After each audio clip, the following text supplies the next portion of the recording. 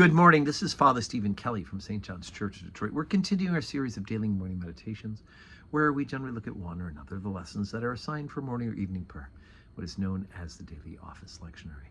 And today is Saturday. We're continuing on chapter 6 of John's Gospel. We're working our way up to the great theology of the Holy Communion. 2 days ago, we talked about the feeding of the multitude. Jesus yesterday talked about that you should seek after the meat that doesn't perish, right? And the meat, of course, being himself, his own flesh and blood in the sacrament. Today, let's see where he picks up chapter 6, beginning at verse 30. They said therefore unto him, What sign showest thou then, that we may see and believe thee? What dost thou work? Our fathers did eat manna in the desert. As it is written, he gave them bread from heaven to eat. Then Jesus said unto them, Verily, verily, I say unto you, Moses gave you not that bread from heaven, but my Father giveth you the true bread from heaven. For the bread of God is he which cometh down from heaven, and giveth life unto the world. Then said to him, Lord, evermore give us this bread. And Jesus saith unto them, I am the bread of life. He that cometh to me shall never hunger, and he that believeth on me shall never thirst. But I said unto you, that ye also have seen me, and believe not.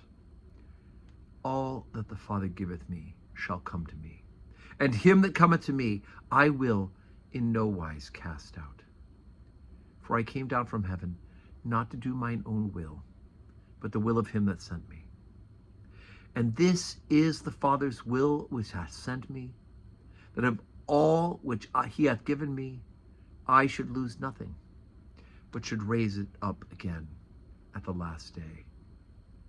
And this is the will of him that sent me, that every one which seeth the Son and believeth on him may have everlasting life.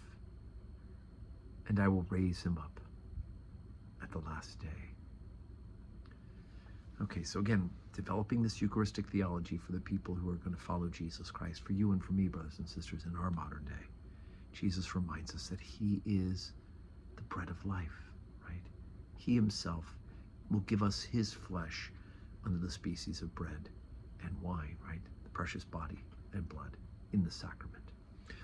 But those last couple of verses, beginning at verse 37, I can't read it without thinking about the number of people now in almost 25 years as rector of St. John's and the previous 6 years as curate and rector at St. Mary's in Charleroi and Good Shepherd Rosemont in the Philadelphia area.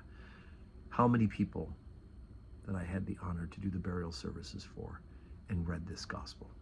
All that the Father giveth me shall come to me, and him that cometh to me I will in no wise cast out. That great hope of everlasting life, right?